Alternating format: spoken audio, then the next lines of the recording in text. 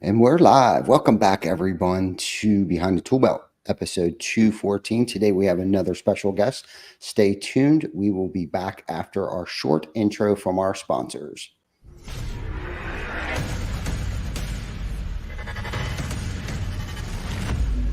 TC Backer. Roofing, siding, windows, gutter, solar. Roofing, siding, windows, gutter, solar. TC Backer.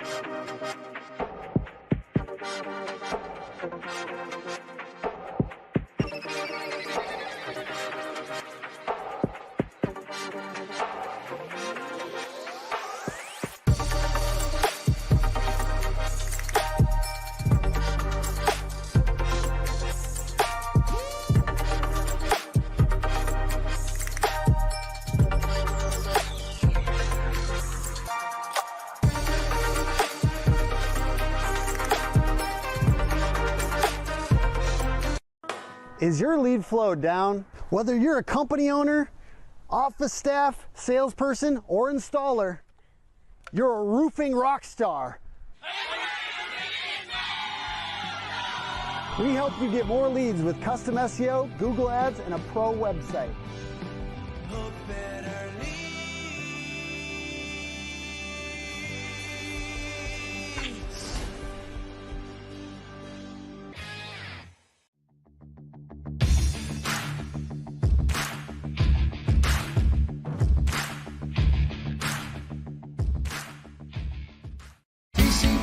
TC Backer. And we are back. Welcome back, everybody. Thank you for tuning in on this wonderful afternoon, 12 p.m. Eastern Standard Time. We just recently changed our time a few weeks ago to, capture a different audience, to put our content out there for those of you that may be on your lunch break or whatever. But don't forget to check us out on Spotify, Google, Apple Play, on the replay, and also don't forget to subscribe to our YouTube channel, of course, our Facebook as well. So, Tony Whatley, we have another special guest today, someone that I hold near and dear to my heart, business coach, health nut, podcaster, author, speaker, entrepreneur, car fanatic, founder of Deviate Motors, and of course, last but not least, founder of the LS1 Tech. My man, how the hell are you? Hey man, good to have, thanks for this opportunity there. I gotta say something about that commercial though, man. I don't know if playing guitars on the roof is OSHA approved. Just putting that out there. Oh, okay. Well, maybe we should get Tim Brown to put a harness on. Maybe it won't look so bad. There you go. Or he's got a parachute, something. Something, anything, some guide rails or something. No, thanks for pointing that out. So Vic, take care of that right away for us before we get in trouble. But no, all good stuff, man. So Tony, it's an honor and a privilege to have you on the show. Like I said earlier, and I wasn't exaggerating. You're a friend, mentor, a coach. You're my coach. You're my business life coach. We talk about just about damn near anything, and the importance of that for me, has been, pretty deep on many levels of entrepreneurship, personal stuff. And, I just want to give you a big shout out for being there and listening to my crazy ass stuff and helping me stay on track. Well, hey, it takes a little bit of crazy to hear crazy and understand crazy. So we're on that same page there, and I appreciate the kind words. And, that's something, I guess, I believe I was your first business coach, and you didn't know what the hell you were getting into when you signed up for that. So it might be an interesting story there. Yeah, for sure, for sure. Yeah, I had no idea what I was getting myself involved with. I knew that if this was going to work, that I was going to need to be transparent and vulnerable, Mhm. which I've always had, issues with trust and being vulnerable, especially with another man. But it has paid dividends for me to be able to open up to you and be vulnerable. And we're just beginning. This is just the beginning. We're just getting started. And thus far, I mean, with what, maybe 6 months now, we're already making leaps and bounds in the conversations that we have. And I want to just probably say this: what attracted me to you the most was your demeanor. Right, you're not real high strung. You do get jacked up when you need to get jacked up, but you can compose yourself very well and in a professional manner. And I needed someone. I was seeking someone that could help complement me and reel me in and bring me in. And you're calm, cool, collective, like you're cool hand Luke, right? That's just my purview of you, is that you're just this don't get excited very easily over stuff. And I do. So I need that at times to like, hey, Ty, it's really not that important, or neither are you. You're really not that important. So just, Mhm. take a step back, relax, and we'll figure this out together.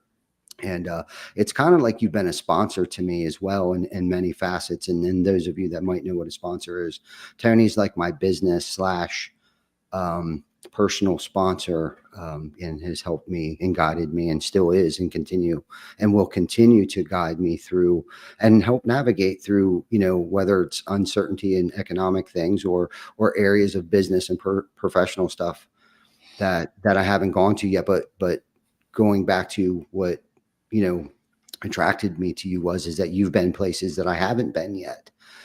Right. And those that you've surrounded yourself with and yourself personally is like, that's where I want to be. That's who I want to be. You are the sum that I want to be. You know what I mean? So Yeah. that's why I've opened this door of vulnerability, to expand my mind mentally, physically, and spiritually on levels that I didn't even know that existed. Because let's face it, and we hear it all the time, we don't know what we don't know. That's And right. you're that for me. Well, I appreciate those words. It means a lot coming from you. And yeah, I guess we got to know each other almost a year now. Yeah, we met at a Revolt conference with Hunter, and Hmm. and I always think about that day because it was a room full of strangers. I didn't know anybody there but Hunter. Hmm. You were one of the only ones in the entire room. I don't know, it was like 120 people or something. It was a pretty big turnout, and I just remember you came up and introduced yourself, and willing to have a conversation with somebody that I didn't dress like you guys. I just showed up. I was wearing my own gear and thought I was kind of an unusual duck, I guess. But she started a conversation with me. I was like, I'm here for this, and I'm actually one of the speakers. And you're like, oh, cool. Like I didn't know that. So, yeah. So I think that most people hear the word business coach and they think it's going to be a bunch of boring conversation about P&Ls and balance sheets and you know, somebody like, oh, you should do this and you should cut this cost and very strategic stuff. That's kind of the typical business coach. But I would say I'm more of a high performance coach. I definitely have the business background, but a lot of our conversations with executives are not just what's going on in their business. We always want to address what is the thing that's keeping you up at night. What's the main Hmm. challenge that you're facing at any given moment, and that's subject to change all the time. And so I know that from doing this for so long that if there's something that's creating anxiety or fear or a challenge inside your life, you're not going to hear the P&L talk. You're not going to hear the strategic mergers and acquisition conversation because whatever we are faced with on a daily basis is what's really taking a lot of our attention. And you talked about the calm and the cool and the collected. That's something that I've worked on extremely hard for my entire adult life was being in emotional control. The thing is that we feel these emotions. I feel anger and I feel envy and I feel joy and things like that. But the problem with most people is they react to things. It's a knee jerk reaction. They have a stimulus, sets them off. They feel an emotion about something and then they react. The proper way to do that is have that moment of milliseconds of really self awareness between the stimulus and your response. People who are emotionally mature and emotionally in control learn how to respond. It's not a reaction. You can feel that. You can feel that anger. You can feel those kind of things. But what's the proper way to respond? And that's when you start to get into self-awareness and you start to work on these kind of things. And you go, man, I got a bad temper. Like, oh, and people blame it on their parents and stuff like that. Oh, my dad had a bad temper. That's why I have one. No, you choose to have a bad temper. My dad had an awful temper, but he's not like that anymore. So he chose not to be like that anymore. Just like you can choose, or anybody that's watching can choose to your entire emotional control, your behaviors, your reactions are gone, replaced with responses. Yeah, no, that's good. That's good. And what made me think of that, or what, when you were talking, I was thinking there for a second, how many times I put myself into, a jackpot due to making long-term decisions based upon short-term emotions, right? Yeah. And not necessarily having a very fit decision-making muscle at that time. And how many jackpots that's gotten me into. And sometimes I personally need more than like 30 seconds to take 10 deep breaths before I react, right? Because we all know reacting is not the way to go about it, but to respond to something and with a, level head and where I can think clearly. And, I'm guilty of that so much. And again, that going back to what's kind of gravitated me towards your demeanor was a lot of that, and your personality, of course, and your achievements, and not just financial achievements, but your family success and things that you've done like that has also attracted me to you, and how you take care of your body. Right. And I think that has galvanized our relationship, because the more that I get to know you as a human being and an individual and an entrepreneur, the things that you do or have sacrificed not doing, I guess, to improve the quality of your life and your health, mentally and physically, internally and externally, is pretty cool. And we can dive into that later, but, making, decisions with a level head, that's very difficult at times, especially when we're prone to take things personally. Right. Because I always feel like a person says something, especially when it comes to business things, and where I get it, where it gets foggy for me is like, this isn't personal, what he's saying, or they're not going to use our services, or whatever the case might be, typically isn't a personal decision. It's something that is a business decision. And I've struggled with that for many years. And I even say, it's like, I don't believe in like, it's strictly business. It's nothing personal. It's just business, because I'm one of those people that feel like, everything's personally, like we personally hired you because I liked you, so it's kind of hard to differentiate the two. So tell us a little bit about your experience with, like, it's business, nothing personal experience. I think that, one of the best ways, we'll start with the like basic stuff here. So I think if you want to work on emotional control, you don't have to go as far as doing martial arts and things like that. That's where I learned it as a kid, because if you lose your composure in the ring, you're going to get your ass beat. So it's people that have never been trained are the ones that try to be all scary and yell and do all these dramatics, but the professionals don't act like that. You see those kind of things, like even at the UFC or MMA, when people are walking into the ring, the walk-on music's playing and the pyrotechnics are going off, and they're all dramatic, and they're putting on the entertainment aspect because they're entertainers at the same time as being fighters. And they even get in the ring and they're flexing a little bit and peacocking, and so they're showboating, and so everybody kind of looks at that part. But what most people don't pay attention is that when it goes ding ding and the round starts, those two guys in the ring go ice cold, and they're really focused. There's no emotion. They're just really focused on offense and defensive moves. And so, a good example of that, like spy movies, you don't see spy guys running around like making a bunch of noise and yelling and scaring people. They're just kind of creeping around, small, like looking like they blend in with everybody, and they take somebody out, and they're just kind of like fix their tie and they keep walking. Right. So, the best way to get a lot of reps at this is if anybody's watching this that has road rage. That's the most common form of emotional, losing your self-control. And think about this. Somebody cuts you off and you're honking the horn and you're shouting obscenities at a windshield. They can't hear you anyways. So everybody in the car with you, or even yourself, you're the one that's hearing these negative words. that person that cut you off could be just having a good old time. They could be singing their favorite song, just not a care in the world. And yeah, they didn't see you in the mirror and they got over and they're having the best time of their life and they ruined your day for the day. You know, when I was working in corporate and oil and gas, and people would come in, I worked in downtown Houston, and people would come in and like, oh, traffic was just awful and blah, blah. And that would set the tone for their entire day. Mhm. So they're letting people that are doing things that are beyond their control ruin their entire day. Where if they would just go, hey, I need to work on my emotional control and not let those people that are oblivious because they didn't see me, obviously cutting me off, ruin my day. Like how I let all these people that I can't control ruin my day. And Mhm. so that, and I would say the next thing that people work on is the keyboards. When someone says something negative to you online or things like that, like how do we react? Oh, when we feel pain, we want to dish it out and like return pain, right? That's our reaction. Mhm. But you should also use that as an opportunity to go, you know what? Maybe I disarm this person because maybe they're going through some things. And when people criticize or being haters and things like that, it's usually a more of an illustrative thing that's going on with something within their life. They're Mhm. at a low point, there's something that's bothering them, or they're just envious of you, or just whatever. There's something going on in their life that they feel like they want to criticize or do things to kind of take you down a notch. And so I actually feel empathy for those people. I feel sorry for those people, and it's a mindset shift. Like they're not attacking me, they're really attacking themselves. They're just trying to use me as like their target. Nobody likes to be the target. So a lot of times I'll just disarm them with humor or I'll just turn it back on them and have fun with it and be like, "Oh, that's interesting comment. Thank you for sharing." Like you could just be like funny with it.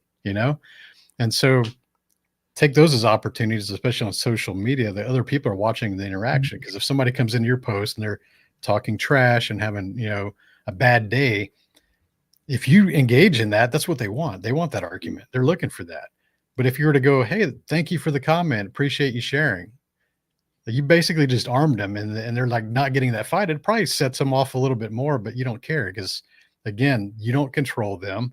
And if Mhm. they keep doing it, just remove them from your friends list and stuff like that. So these are just little exercises on emotional control that happen to us on an almost daily basis, right?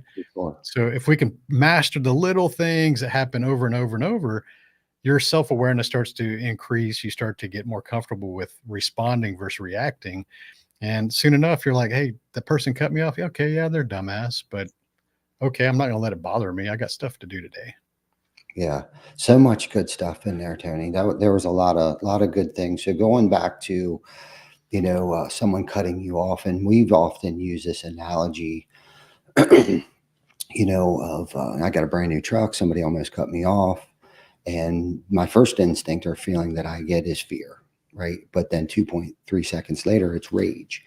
And it's Mhm. like, okay, where did that rage come from? It was like, because it scared the shit out of me. Right. And I think knowing that, so there's that aspect of things of why am I acting so poorly right now? It's because, oh my God, I was afraid that they were going to hit my car. And knowing that and being self-aware, right, that you touched on there a little bit, knowing that about myself, that okay, when it comes to certain things, I scare easily and I need to prepare myself better for situations and maybe drive more defensively and not offensively, Yeah, whatever the case might be, right?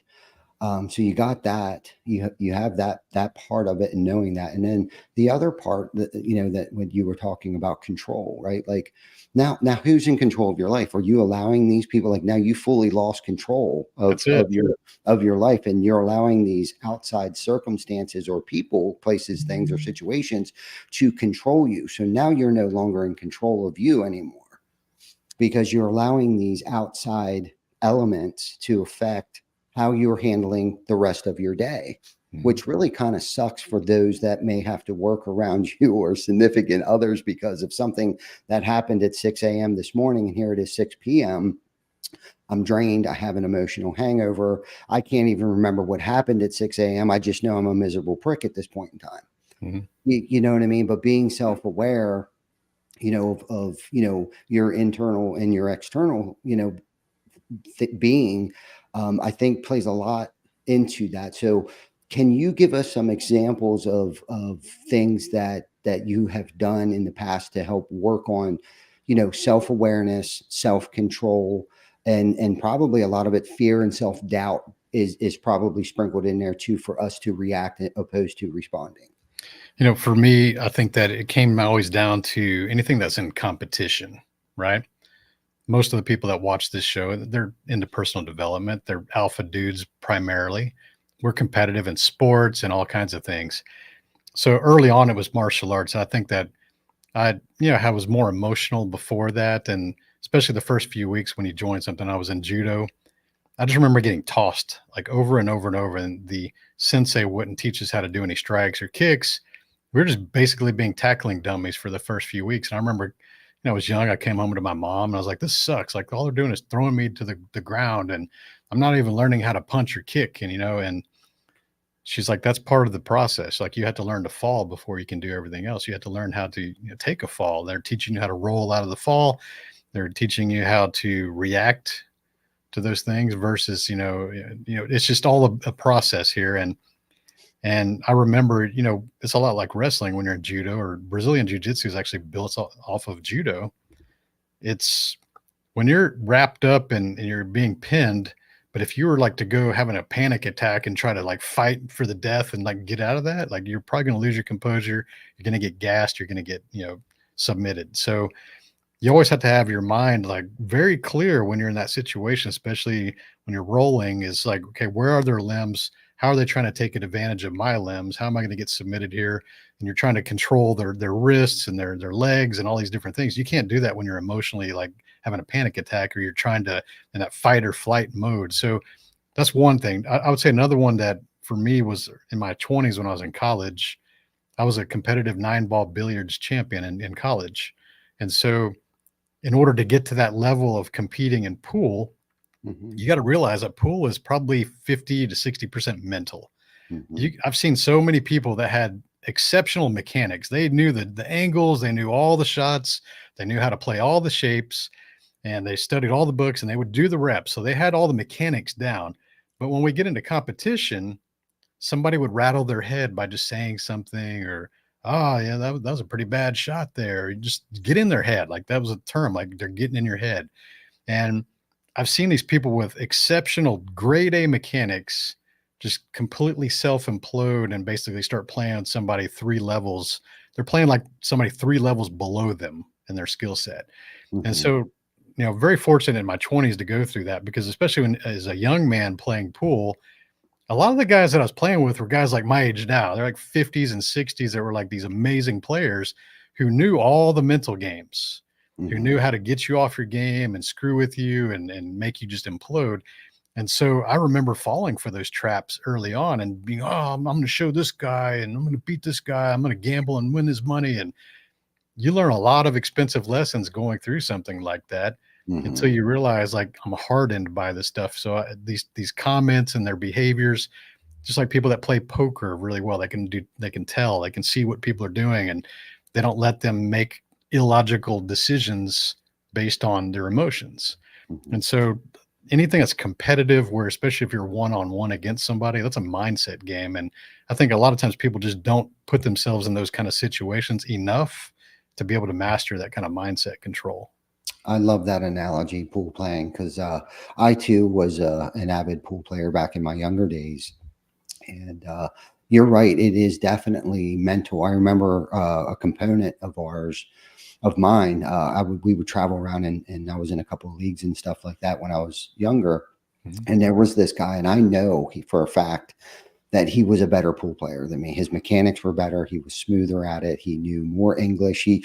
I could tell he had more foresight. Like almost like he was a master chess player. Like he knew his 12 next moves, right? And I can see the next 3 or 4, right? But like I just felt like he could read the table a lot better than I could, and like I said, his mechanics. But his issue is that I could get in his head.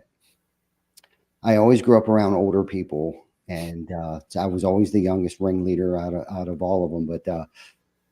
But like you had mentioned, they were older people, and this guy should have smoked me every time. But man, he would choke, and then I would choke, but then he would choke again, and especially 9-ball, like you can't choke twice. No, you're sitting down for a while at the high levels. Yeah, absolutely. And anybody that knows anything about pool, but the one thing and this is kind of off topic, but since we're speaking on the topic of pool, the one thing that I noticed was, and this goes back to being the sum of those that you surround yourself with. Okay. So we hung out at a particular pool hall, and there was a certain level of pool that people were playing there. And then when we would travel outside of our pool hall or outside of town or go into another state, it really started to open our eyes that we were only as good as the best person that was in the For pool hall. sure.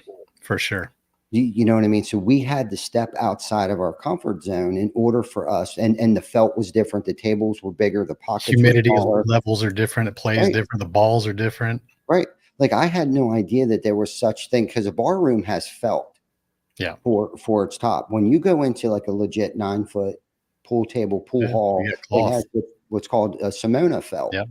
is what it's called. And the ball responds differently. Oh, for sure. You know, more response to it once you get the hang of shooting on a 9-foot table opposed to an 8-foot table, I think it is, or 7-foot table that's in a Bar bar room. rooms will be 7. The big ones will be 9. Yeah, right. So there's different facets to it, but life is the same. Right. So if I just stay stuck and not go outside of my comfort zone and shoot better pool players, I will not become a better pool player. Yeah, you'll be the big fish in a little pond. I mean, every pool hall in America has the guy. Mhm. Every one of those. Yeah. And some of those the guys match up at different tournaments around the state or regional states, and they figure out who the real guy is. Mhm. And it's usually, like you said, the one that travels a lot. And that's what my roommate back then, we would travel a lot and go to the different tournaments and play everybody that we could. Mhm. And so that's very important. For sure. And plus that messes with your mindset too. When you're traveling for the first time, you may have better mechanics or better foresight on the pool table than those people you might be competing with. Mhm. But you get in your head, your mindset, your self-doubt, the fear that we talked about a little bit earlier starts to set in, and low self-esteem and those things. Because I've been in I used to throw a lot of darts too, and was pretty good at that. Actually was my babysitter when I would get off the school bus. My family owned a bar, so I would go in there and play darts or pool until 9:30 at night, until the children had to leave, and then I would go upstairs, do my homework, and go to bed. So I had an advantage over most people, especially growing up as a kid.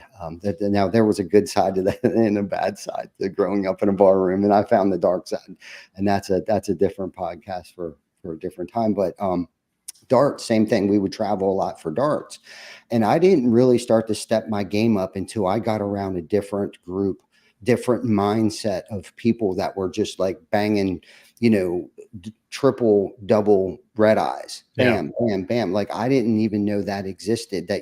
And then the type of tools, like the darts were thinner, the flight spun, like they had flight tip protectors and things like that. I didn't even know that stuff existed until we stepped outside and started to surround ourselves around a different group of people at a different level that we didn't even know existed. And going back into, we don't know what we don't know until we step outside our comfort zone and make yourself vulnerable and expose yourself to different things like that. Yeah. And I don't think that you can out practice your mindset, because like we just talked about, some of these people had exceptional mechanics. They've done the reps, they've done the practice. They could play a perfect game if they had the mindset to match their mechanics. And so it's good to do those reps, and you should be doing those if you want to be exceptional or master anything. But then you also have to build the confidence at the same time and be able to believe in yourself. That you're talking about these dart players that can just hit bulls nonstop. They already know they're going to throw the bull when they walk up. They're that level of confidence, and they also have the mechanics to match. They're like bull, bull, bull, 20, 20, 20, triples. Like they know exactly where the thing's going to go because they've done the reps and they trust themselves. The problem with a lot of these people that never make it to that level is they do the mechanics, and when there's no competition and there's no pressure situation, they're going to be really exceptional. Like if they're just videoing themselves playing pool, they can probably run out several racks in a row. But they get them in competition, and it's like a whole different story. And we knew that. We knew who was like a really good player and who was a good tournament player. They're not always the same people. Yeah. For sure. No, good point. Because some people can take the pressure and some people can't take the pressure. And the other thing is too, it's like home field advantage. Mhm. right? I don't like, just like in any sports, it's like the chances of the Steelers winning at home is better than it would be them on the road. And it's the same thing. I think it's mindset and it's the comfortability. Like, I'm For at sure. home. This is our house. We own this house. So if you can go into somebody else's home field with that same mindset or mentality, or maybe even a notch up, um, you'll probably succeed, and your mechanics will be there. And who knows, you may end up doing something that you never even knew. And I think that's what happened for me when I stepped outside my comfort zone like that. I think I discovered another notch, another level that I didn't know existed, that I had in me. Let's talk about that a little bit, Tony. Like, um, how would one go about to find that other level that they didn't know existed? You know, this is all just based on age, wisdom, and experience. There's no way around that. You mentioned it earlier. We don't know what we don't know. Mhm. And it takes a mentor or somebody that's got uh, an unbiased opinion of things that maybe they're watching, they see your blind spots and they just make you aware of those. And you're like, oh shit, like I didn't know I was, doing that. A lot of times, for example, people will come to me and want to do social media content and figure out how to make their personal brand stronger and things like that. And they'll send me a couple links and I go watch their content, and they're doing their best they can. I'm not going to be a hypocrite, because we all started again, like it's sucking at something and we had to get better at it. But then I'll point out, like, you could do this better. The lighting over here is kind of messed up, and you reposition your head on the camera the way it's over here. And they're like, wow, I never even thought about that, because they didn't know better. And the problem, I think, with most people in the world that lack accountability is they use that I didn't know. They use that all the time. That's like their go-to excuse. And what happens is eventually they do find out, because somebody gives them that advice, or gives them the guidance, and they still use that same excuse. Well, I didn't know. And so you and I both know this, that not knowing means you're ignorant, and that's nothing wrong with being ignorant. Ignorant defined as just the lack of knowledge, like you don't know. But once you know and you still keep doing stuff, now you're stupid. That's a different word. And so we have a lot of people out there running around doing stupid things, knowing better, but pleading in ignorance. And that's not the case. So how do we get to the next level? Well, you mentioned one of it, just being around other people that are operating at that next level. You're going to start to see how they think. You're going to see how they act, how they respond, the actions that they take that you are not. And you'll start to emulate them if you're smart enough, because every challenge or every goal that we have in our life, millions of other people before us in history have already had those exact same challenges, have had those exact same goals. And there's literally roadmaps that get us to any goal that we want. But we have to be realistic, not delusional, and go, hey, am I willing to sacrifice this to get that? Am I willing to put those hours in to get that? And if the answer is no, then you should have a different goal, perhaps. Otherwise, you're just going to have a whole life of letting yourself down. So get to the levels that you want, but don't just chase things because you think that that's going to define you, or look for external validations to define your success. I think with business owners, especially, one of the biggest fallacies that I see people do is just chasing revenue. They want to have a 7-figure this. I want an 8-figure that. I want a 50 million this. I want 100 million this. Like, none of that shit matters. That's like, revenue feeds your ego, but profit feeds your family. Mm-hmm. And too many people think that, if I have a $10 million revenue company, then somehow I'm a better entrepreneur than someone that's got a $5 million revenue company. That's not true. Let's look at your net profits. That guy with a $5 million company may actually be netting more, because you and I both know there's $10 million companies that lose money every year. So does that even matter? So in the internet space and podcast space and success space, and whenever I see people bragging about the revenue as part of their marketing, that's a big red flag to me, because real businessmen will talk about net profit. Hey, how much you bringing home? How much you taking home? That's what the real thing is. And how much time are you investing in order to do that? How much time away from your family are you sacrificing in order to achieve that? Is it worth it to you? And so you'll find sometimes these goals that you think that you want are not really the things that satisfy or are going to bring you happiness or fulfillment. Mm-hmm. Mm-hmm. No, such a great topic. Such a great topic, because I'll admit I was guilty early on too in business, that I was chasing the revenue, not necessarily the net profit, and didn't even understand, COGS or gross, the difference between gross or net. But that's where you have to live in the net. Is Yeah. how I look at things. I kind of look at the P&L upside down. You know what I mean? Like what Yeah. created this? How did I come up with this down here? How Not do I necessarily. maximize the bottom line? That's what Yeah. I'm interested in. Yeah, exactly. Exactly. No, that's such a great topic. That a lot of people, I think, especially in the roofing industry, unfortunately, I mean, well, in business in general, I think what most 80% of businesses go out of business in the first 10 years. Yeah. You know what I mean? And then I think, or maybe is it the first 5 years? Actually, 5. Yeah. 50% are out of business by year 2, 80% are by year 5. Yeah. So, I mean, that's huge. I mean, think about that. I mean, and then I think that's telling you right there that most businesses, even if it's somebody that you know that's near and dear to your heart, is probably on the verge of going out of business. You know, there's not too many, you know, out there that are actually thriving or can make it past the 10-year mark. But change gears here a little bit, I guess. Let's talk about building a strong work-life balance, or like I like to say, a work-life blend.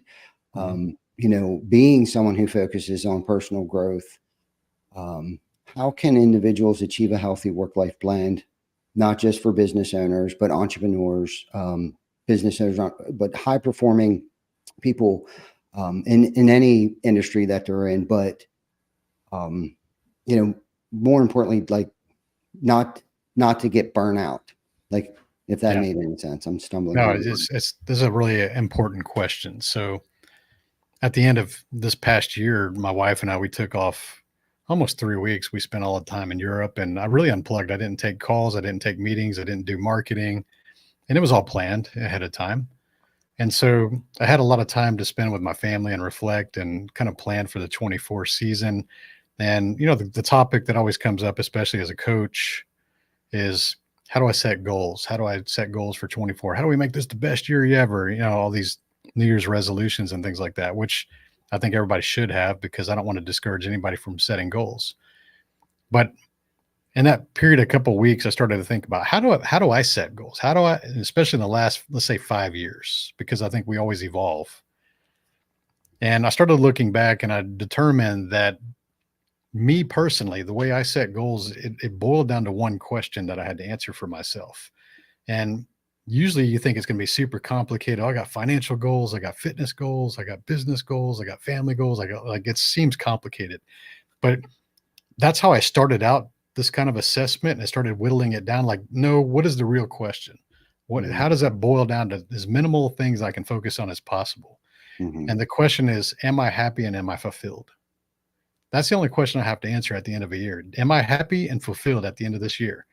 And so when I understood that that's the only question that really matters, now you can start to realize, well, in order for me to become happy and fulfilled at the end of this year, 24, what is the bare minimum that I need to accomplish or achieve in order to have that met, where I can go, hey, I'm happy and fulfilled? And you'll find that it's a lot less chaotic and a lot less expensive, or a lot less resource intensive to be able to achieve that on a personal level.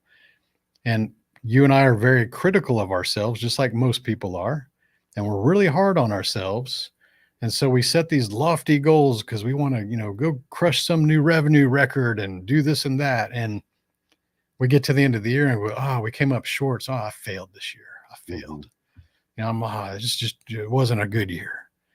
But if they were to look at their minimum goals of what would it take for you to be happy and fulfilled, you might find that it would just meant, hey, spending more time with your friends and the family and people that mattered to you. Or maybe it was, following up on some old relationships with friends that you hadn't really reached out to in a while, and bringing those back into the circle. And so you'll find that there's a lot of things that really check our box to make us truly happy and fulfilled. Maybe it's coming in a place of service, or helping other people, or doing a nonprofit, or, whatever it is that makes you personally happy or fulfilled. That should be the goal. And now everything else above that, all the financial stuff, all the other things, consider that bonus round. That's bonus. Like, I want to be happy and fulfilled as the bare minimum. Everything else is extra. And here's where the mindset shift comes in.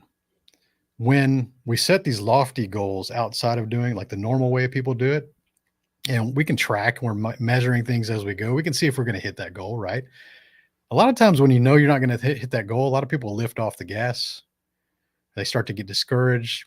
which creates a lack of momentum. It starts to drop. Their self-worth issues and insecurities start to attack them because like I called this out and I told my team I was going to do this and we're not going to do it. And, so they really self-sabotage themselves mentally because they're not going to achieve that goal. Or if they don't achieve that goal, I was a failure this year. I didn't do this thing. They're so hard on themselves. They're setting themselves up for failure going into the next year because they don't have that momentum going into the next year. But if you were to do it the way I talked about, like set the bare minimum to create your fulfillment and happiness.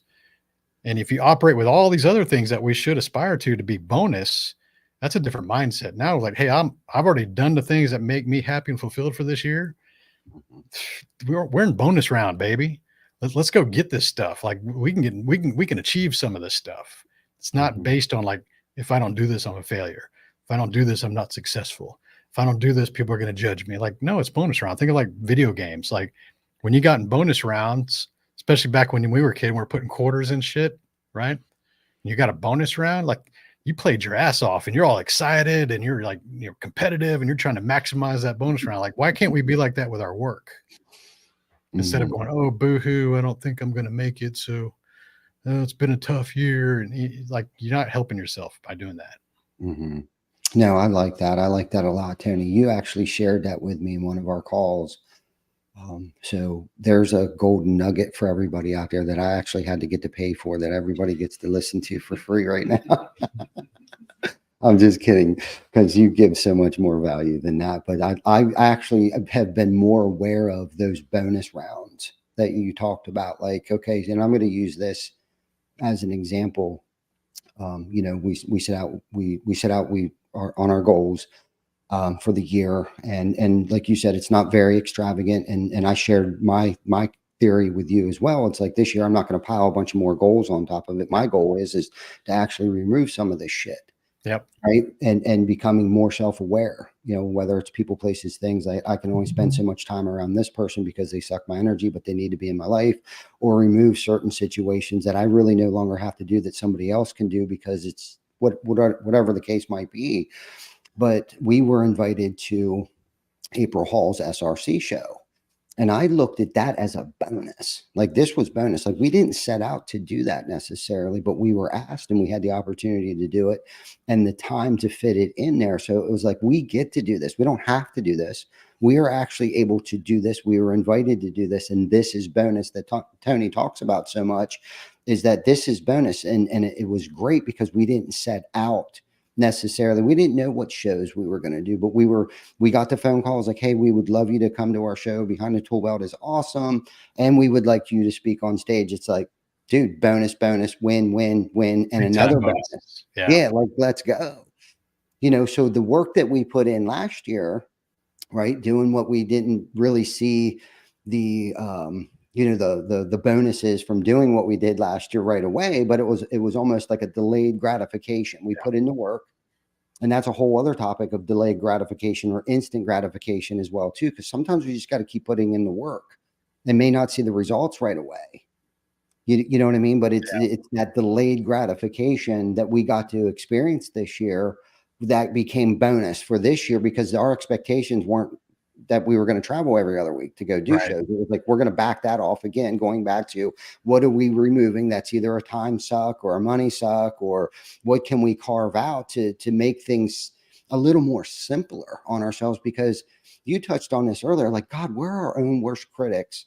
And we put the expectations for ourselves is so high. And when we don't meet that expectation, we lose that momentum, whether it's going into the week, the day, the quarter, or into that year. We can self-sabotage ourselves because the expectations that we set for ourselves is so unrealistic and so unattainable, which isn't a bad thing either. Don't kid yourself or fool yourself. You should have that big, hairy, audacious goal. Everyone should have a BHAG. But I think we do too many BHAGs, or we throw too much on our plate, where we should learn how to delegate better. What are we removing, right, for positiveness in our life? And what can we add once we get that trash can cleaned out? What can we now be strategic and very intentional about putting in? The people the situations, the things that I enjoy. And like you said, most importantly, how do I make myself feel fulfilled today? Yeah. What am I going to do? What changes am I going to make in my life today to make myself feel more fulfilled? And when you do that, it might sound selfish, but if I'm not taking care of myself mentally, physically, spiritually, or emotionally, we can't take care of anything else No, either. So that's what it's really about. It starts right here. for And sure. then You should take care of yourself. You should be your number one priority, because you can't pour from an empty cup. And, we even, take the flights to say, put your air mask on before helping other people. You have to one more be line. the Yeah, best version of yourself in order to be able to give extra, right? So absolutely. nobody wants you as a lower performer, a hollow shell of yourself that you just give it all out and you can't replenish, Hmm. right? And you talk about this, like, how do we get time? Okay. I have this love and hate thing with technology, and I appreciate that it creates more time. Like, the only reason we use technology or anything is that it saves us time. That's what we want. Time is the most valuable asset we have. It can't be replaced. The problem with people in the last 20 years is that they free themselves up with time from this technology, but then they compress that time by adding more shit to do. And so now we're walking around and we have way more tasks than somebody in the 1980s did, because they didn't have all this technology to compress times and all these different things. And so, unfortunately, our society's used time to compress and then backfill that free time with more shit to do, which creates way more stress, way more anxiety, way more opportunities to fail. And so, if you were to use these opportunities to create time for yourself, why wouldn't you backfill that with something that you love to do, or you have a lot of joy with? Maybe that's carving out an hour for yourself a day to go to the gym finally, instead of making excuses, right? Yeah. Taking care of yourself. Maybe it's having lunch with your spouse. Start learning how to use technology to create that time, but then maybe use that time to go travel, or maybe use that time to spend time with the kids and go to the game finally. That's the thing that brings you peace. That's what people are looking for. 100%, 100%. And you talked about fitness there, working out and stuff like that, and you being a health nut that you are. Let's talk about that a little bit. Fitness and its impact on success. Like, how has maintaining a regular workout routine contributed to your personal and professional success? Most people will fall off the wagon at some point in their life and their fitness journey. I was an athlete when I was young, and I sold my first company. I was 34, had a few million in the bank, kind of got lazy. And between 35 and 39, I kind of had the man boobs coming in. The gut was sticking out pretty far. And I remember really, really, like it was like yesterday. I'm 51 now, so it's been a while, but I still remember walking up a moving escalator, like like one of those long escalators. It was moving. I was running late for a meeting. I had to walk up it to beat the elevator. I got to the top of a moving escalator and I was huffing and puffing. I was like, this shit's got to stop. Like, this is not good at all. Like, I just walked up a moving escalator and I can't even catch my breath. And so at 39, I decided, okay, I'm about to be 40. I need to get back in shape. And I already knew how to do all the workouts and stuff like that. It was just lack of discipline. And here's the thing, is that in my 30s, I had aches and pains. So I had football injuries and martial arts injuries. And so it was like shoulder, knee, and lower back. Very common shit. A lot of roofers probably have that all the time, right?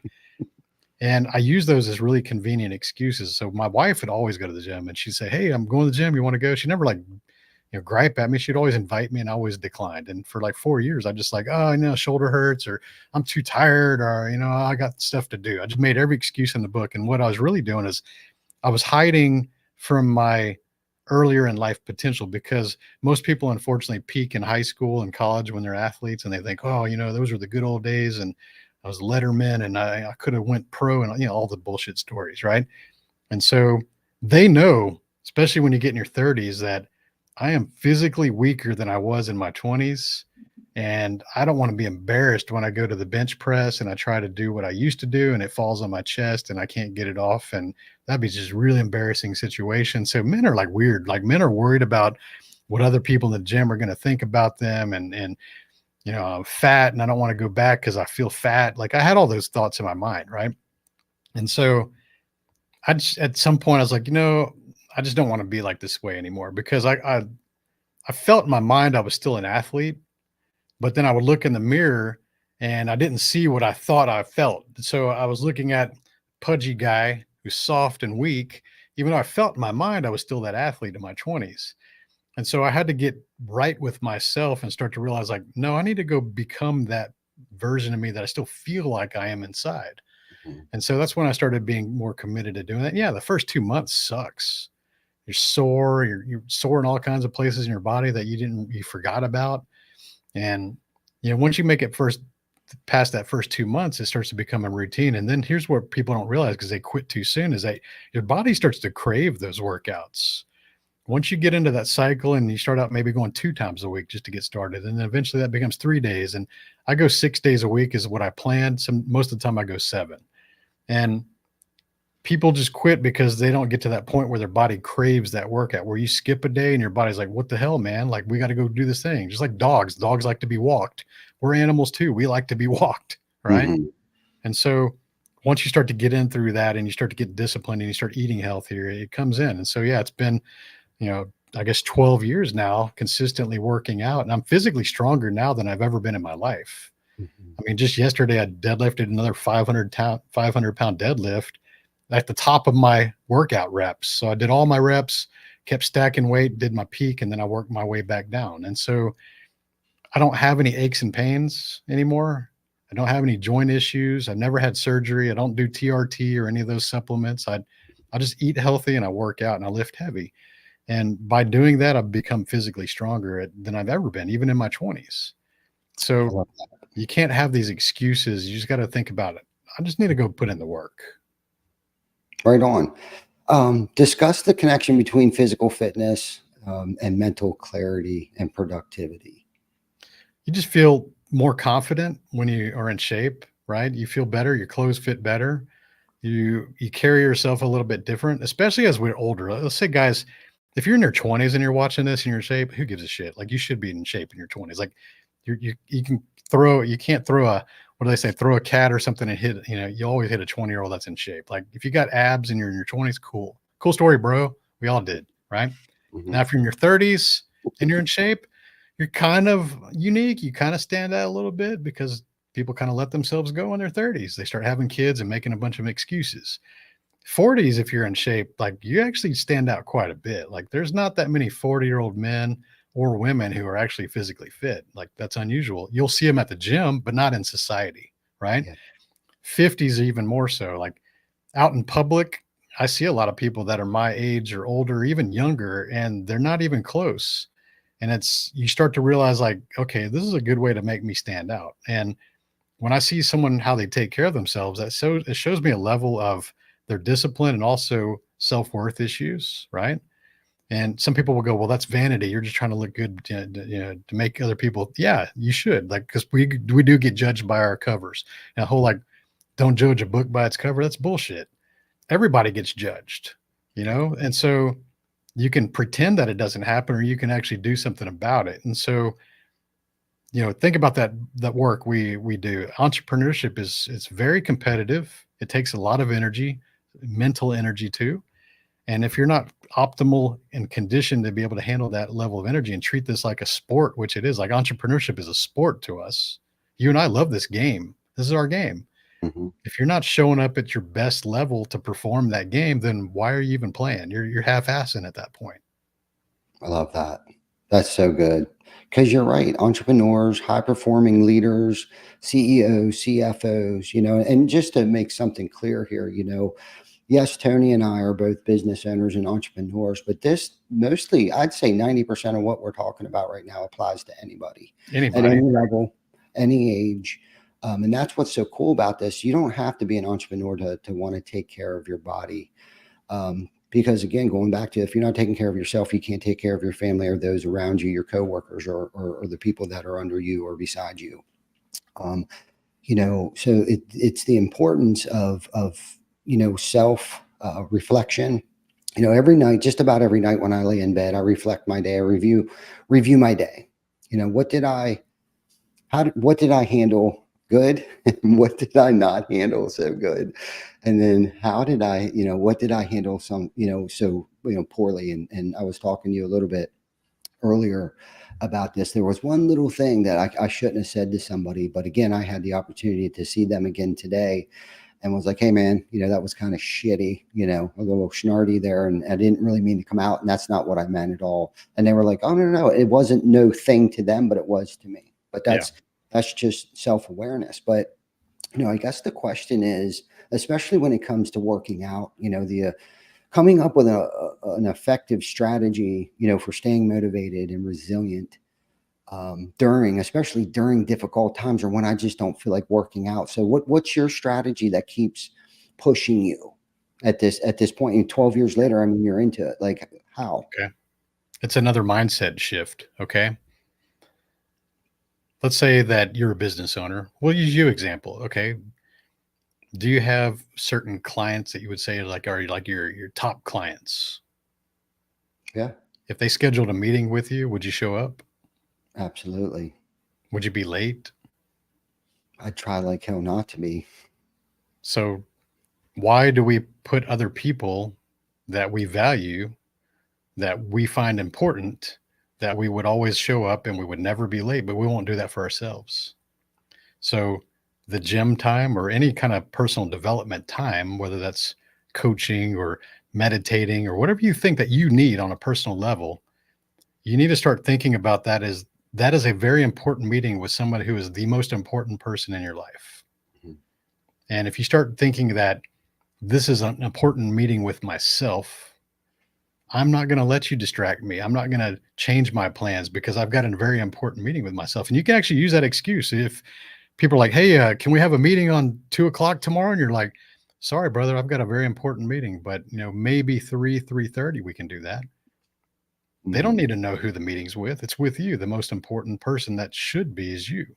Most people will say, oh, my kids are more important. My wife's more important. Like, no, it's you. You need to take care of you first, and then you can take care of everybody else. Yeah. And so that mindset shift is like, this is my time, and I'm going to guard this time. And there better be a damn good reason for me to miss a very important meeting with the most important person in my life. And that's you. I love that. I love that analogy. And honestly, if you're not taking care of yourself first, now you're just playing the martyr. Yeah. You're typically probably the person saying, yeah, I'm looking out after everybody else and I just don't have time. It's like, okay, so now you're playing the martyr. And I liked your analogy there. What had motivated me or continues to keep motivating me, and I'm going to use this as an example. Jana, who's on here right now, who's my best friend, and we travel a lot, and we enjoy our time together. And every now and then we'll go out on the boat and anchor the boat and jump in the water. Mhm. And the last time we didn't get to do that very often this year. I think we got out on the boat maybe once the entire summer, that needs to change. That's a different topic for a different time. But we got in the water and the current was really strong. But, so we had to hold on to the boat, and I could see that her little legs were going under the boat, like it was sucking her under the boat. And what occurred to me is, am I strong enough to pull her out if shit hit the fan? Would I be strong enough to lift the boat, move the boat, yank her out of there? And I questioned that. So now when I'm in there doing bench presses and I'm doing the curls and I'm getting it, just getting it, and the sweat's coming down, I'm thinking to myself, I need to put my family in a position where I'm not saying I need to be Incredible Hulk, but am I in a physical fit, mental and physical state where I can protect my family if something would go down? Or am I that fat, gelatinous, big titty, big belly guy that we talk about with Cheeto dust, as Bedro talks about Cheeto dust in my belly button sitting on the couch all day? Or am I the guy getting it in the gym? Yeah. Not just for me. It is for me, yes. But it goes back to, I need to take care of my well-being, right? My physical fitness, my mental fitness. And no matter what that means, if I have to seek outside help, a physical trainer, a mental therapist, whatever.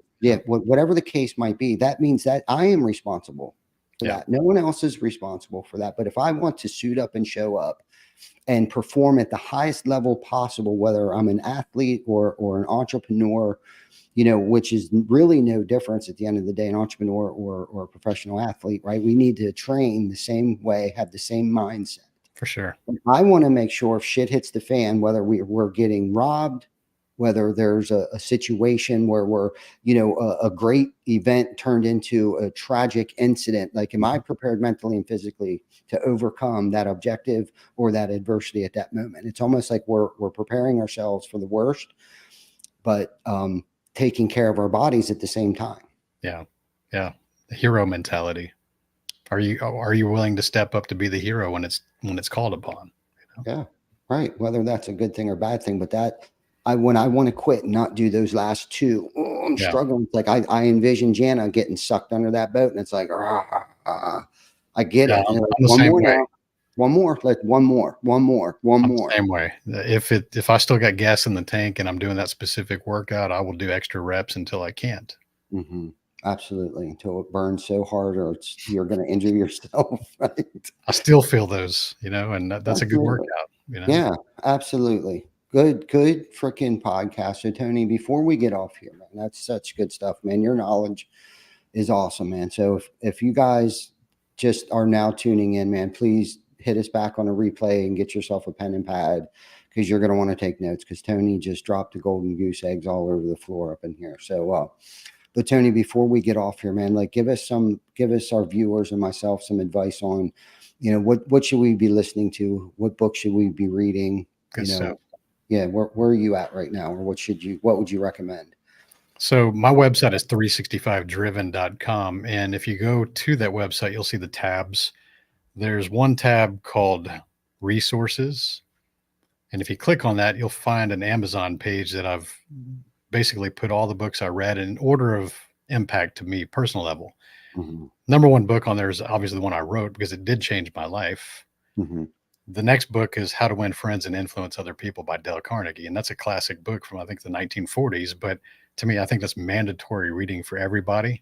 They should teach that book in school, to be real. Mm-hmm. And so there's probably hundreds of books on there, but that's a good way to kind of get some ideas of the things that I read and how they impacted me. Podcast 365driven.com. That's, it's a top 1% rated show. We've been doing it for over 5 years now, and I've had a lot of the bigger names out there, and we'll definitely have you on there as a guest on a future episode as well. But it's health, wealth, mindset, and relationships. I find people that are exemplifying excellence in each of those categories, and I bring them on the show and dig out the information for those. They're about an hour, each episode, and does really well. And I enjoy doing that. And so, if you guys have any questions or you want to reach out to me, I'm very accessible. You can always hit me up on Facebook or Instagram, and I'd be happy to have any questions or comments with you. Awesome. And what was your website again? 365driven.com. 365driven.com. There you have it. So thank you for coming on the show, Tony. It's always a pleasure. I enjoy our conversations, and I'll look forward to our conversation tomorrow. All right. And thank you for everyone for tuning in. Don't forget to like, love, subscribe, share the shit out of this to your friends that you feel it might get something out of. So you guys have a great afternoon, and stay tuned to next week. We have another great guest. So thanks for watching.